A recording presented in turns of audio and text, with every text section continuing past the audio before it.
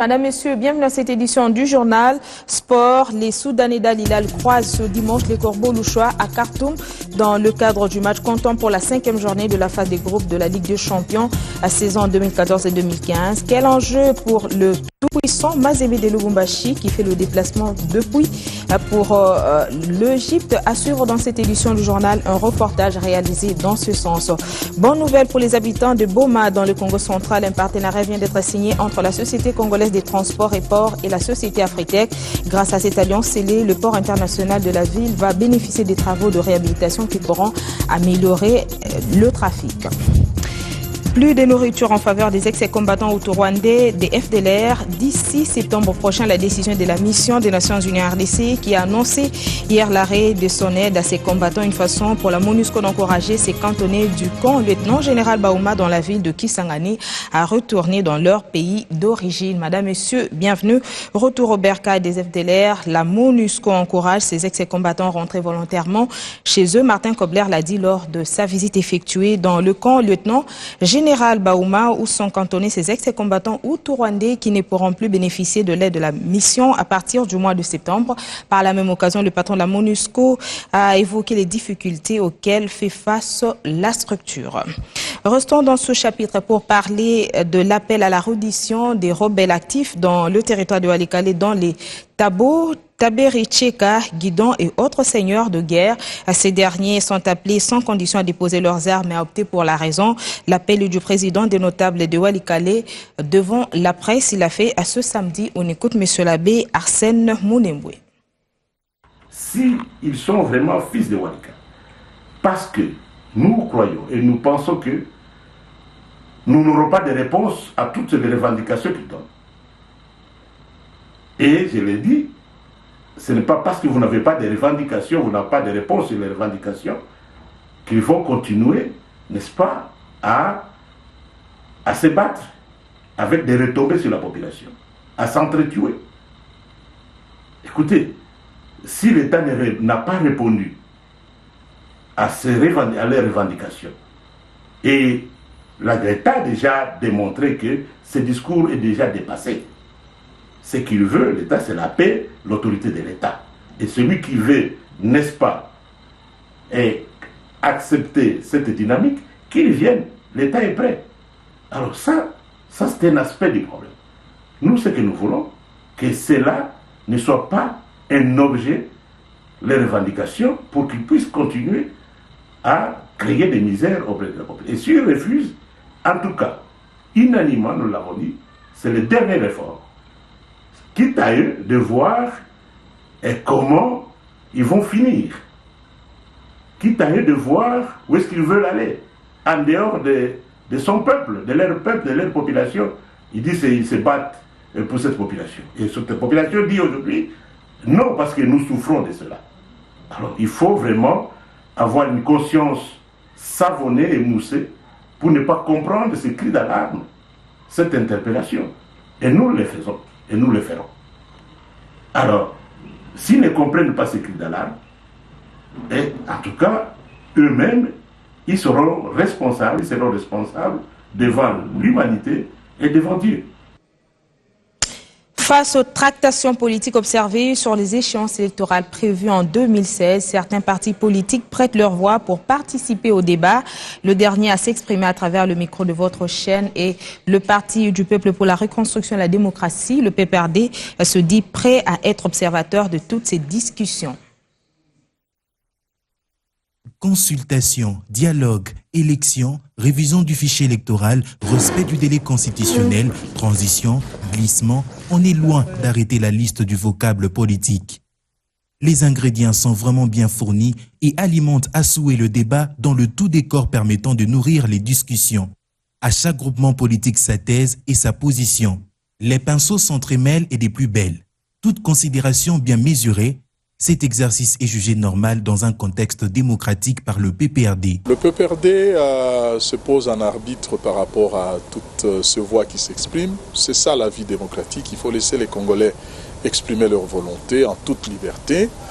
Le PPRD a son initiateur aux commandes du pays qui ne devrait pas se distraire de toutes les discussions dans la classe politique. Et donc, nous nous en tenons d'abord à finir ce mandat. Le PPRD devra se décider de se prononcer lorsque, parce que parti du peuple, le peuple congolais se sera déterminé dans toute sa souveraineté parce que c'est lui qui fait et défait tout ce qui se passe dans ce pays. Quant aux contraintes auxquelles est confrontée la Commission électorale nationale indépendante et pour lesquelles une certaine opinion juge le calendrier tel que présenté irréaliste, Henri Mouvasakani propose le dialogue. L'intelligence humaine nous oblige maintenant de voir dans quelle mesure cela reste possible tout en respectant la Constitution, mais tout en étant réaliste pour que ce que nous avons fait nous-mêmes de façon consensuelle pour le salut de la nation, nous puissions le défaire si nécessaire afin que nous ayons la meilleure formule possible pour que les élections ne soient pas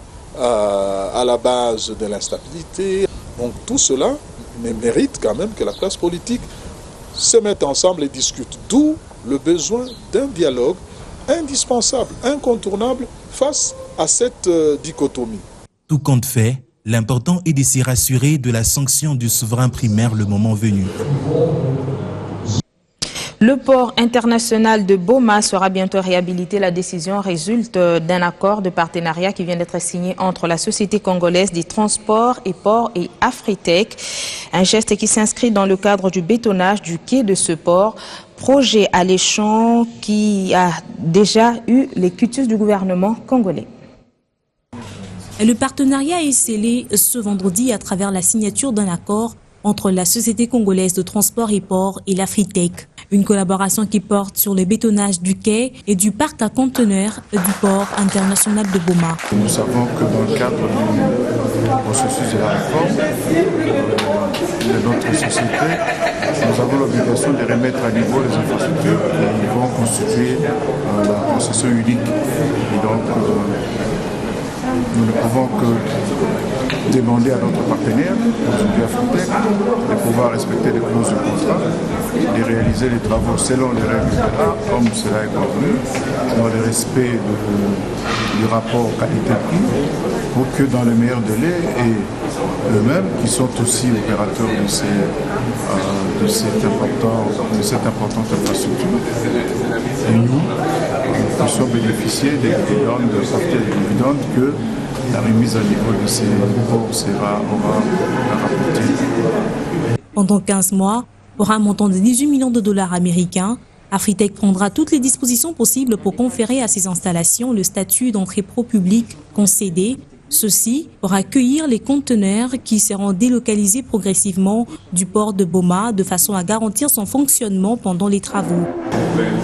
Le contrôle des travaux sera assuré par le bureau technique de contrôle du ministère des Travaux publics. Donc nous avons pris toutes les précautions pour que les choses se fassent dans les délais, dans les normes et dans le meilleur rapport, comme je l'ai dit, qualité-prix. L'expertise avérée de cette société basée en génie civil lui a valu une nouvelle sélection par le gouvernement congolais pour le transport des matériaux. Vous savez que nous avons réhabilité les ports de Matadi, nous avons réhabilité les quais de la CRM et maintenant nous sommes sur le port de Boma. Notre expertise en cette matière donne toutes les garanties à la population d'obtenir un ouvrage qui sera prescrit dans les normes. Présidé par la ministre du portefeuille, Louise Munga, ces travaux seront préfinancés par Afritech et remboursés par la SCPT par une compensation. L'ambassade des États-Unis d'Amérique en RDC ne ménage aucun effort pour aider les jeunes Congolais, notamment à l'apprentissage de la langue anglaise pour leur vie. 2 ans après le dernier programme Access, Kali a organisé une rencontre avec les bénéficiaires pour marquer la clôture. Julie Sefoueti Tonkiché pour le reportage. The day of independence of the United States.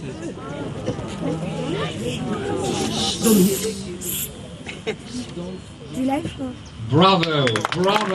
Ces jeunes Congolais sont le fruit de la bourse du département d'État américain dans Access Programme. Ils ont ainsi dépassé l'analphabétisme grâce à l'apprentissage d'anglais. L'ambassade des États-Unis d'Amérique n'a pas trouvé mieux que de combler ce déficit en outillant ce jeune à travers cette opportunité. Ce sont des bourses qu'on donne aux élèves des écoles secondaires. Nous les sélectionnons dans différentes écoles de Kinshasa. Nous avons certains critères. Après la sélection, ils suivent un cours d'anglais pendant 2 ans, gratuitement. Il y a un certificat qui est signé et donné par l'ambassadeur des États-Unis. Et puis ces enfants ont l'avantage, en fait, d'abord l'anglais qu'ils apprennent. Ils apprennent beaucoup de valeurs démocratiques. Nous avons par exemple la démocratie, l'honnêteté, etc., le respect, et aussi surtout le travail communautaire, ce qu'on appelle des community service.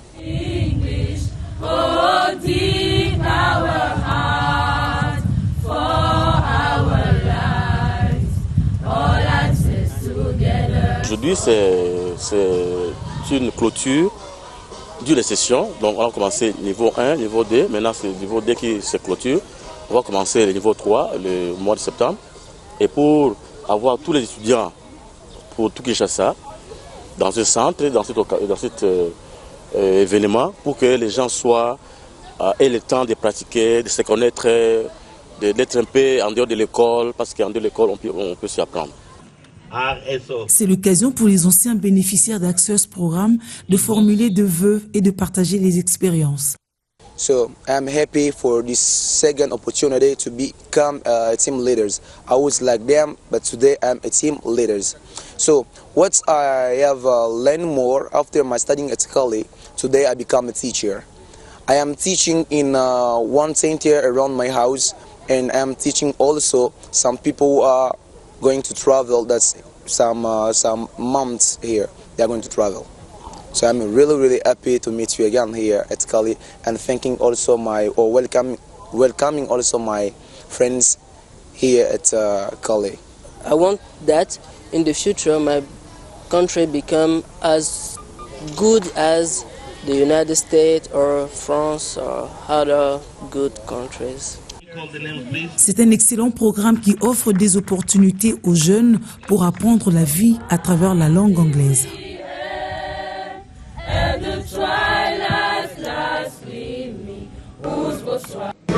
Et pour témoigner du niveau de l'apprentissage, Julie Sefou et Titon Kishi ont échangé avec les bénéficiaires.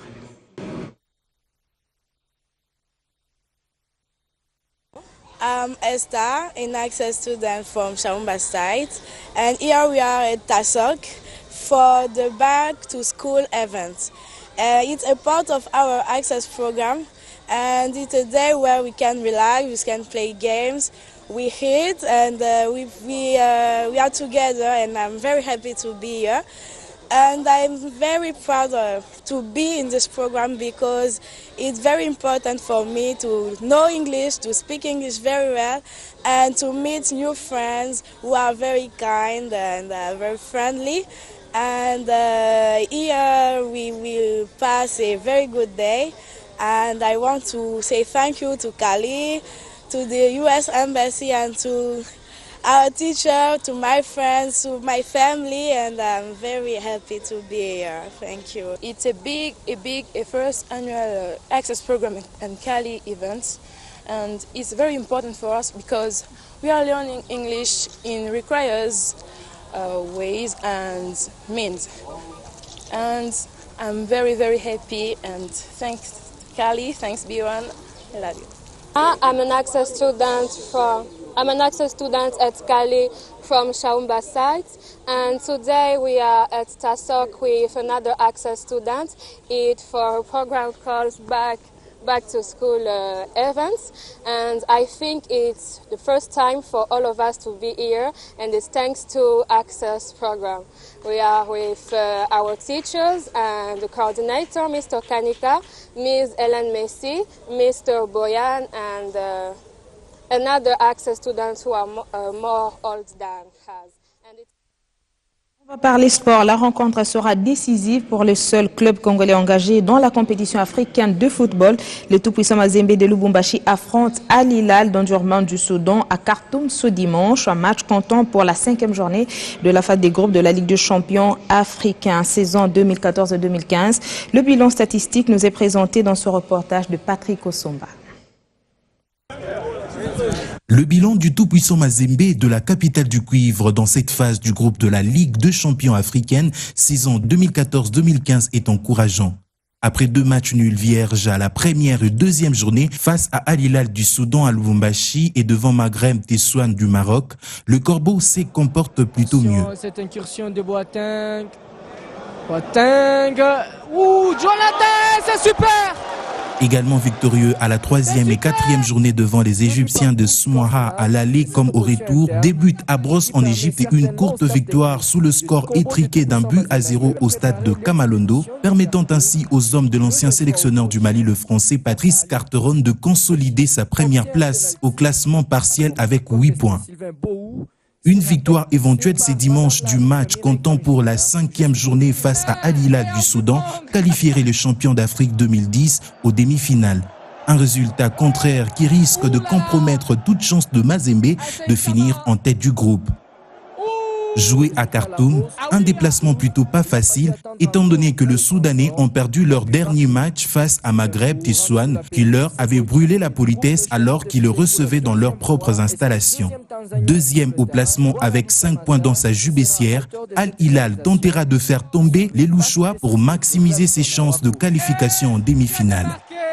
Autre rencontre de ce groupe A verra Maghreb Tessouane du Maroc en découdre avec Soumaha d'Égypte. 2-1, résultat à la pause. Au retour, il a fallu attendre. Du 25 au 28 août prochain, les journalistes congolais du Desk Sport bénéficieront d'une séance de remise à niveau, le renforcement des capacités des journalistes sportifs, le rôle dans la lutte contre les violences dans le sport. Tel est le thème retenu pour ce séminaire-congrès qui est l'initiative de l'Association des journalistes sportifs du Congo. On écoute Célestin Kabala, Moana Mbouyi, président de cette association au micro de Jean-Louis Lukanda. L'objectif du séminaire, c'est le but poursuivi. Il faudra qu'à l'issue de ces séminaires, le journaliste se détache de tout ce qui avilit le métier et qu'il prenne comme règle la déontologie professionnelle, les règles éthiques. Et par conséquent, qu'ils ne soient pas des fanatiques convertis en journalistes. Ils doivent se dépouiller de cette carcasse de fanatiques d'un club ou d'une délégation. Ils doivent avoir des distances. Et c'est cette distance que nous allons prôner dans cette formation. Et il faut savoir qu'en plus du séminaire, nous aurons à tenir le congrès électif de la JSC, dont le comité directeur doit être renouvelé. C'est là 4 ans après les élections de septembre 2011. Nous avons pensé pouvoir associer les dirigeants des fédérations sportives, les dirigeants des clubs, parce que ce sont des partenaires. Et si nous n'avons pas la même compréhension du sport, eh bien, il nous sera difficile d'atteindre les résultats que nous poursuivons. C'est pour cela que nous les associons et nous aurons d'ailleurs à entendre et à suivre leur regard croisé sur ce qu'ils attendent de la prestation des journalistes. Et après que nous ayons dit exactement ce que le journaliste doit être. Nous aurons également une instructrice de la CAF qui viendra recycler les journalistes sur les 17 lois de football et surtout les lois qui portent problème, qui posent problème, notamment par rapport au hors-jeu, au penalty, coup de pied de réparation, sévère ou pas sévère, comment ça doit être interprété, et le coup franc direct à indirect et toutes les conséquences. On va parler athlétisme pour terminer la discipline mère des disciplines sportives. Le monde a les yeux rivés à Pékin en Chine où un championnat du monde de la discipline a allumé ses lampions. Le représentant de la République démocratique du Congo, les vainqueurs de la RDC en 100 mètres messieurs, l'athlète Rossel Mpingo a réalisé un minima de 11 secondes, 10 tiers, s'est classé 7e sur les 9. Il est donc éliminé au premier tour. Fin de cette édition d'actualité, Madame, Monsieur. Merci de rester avec nous.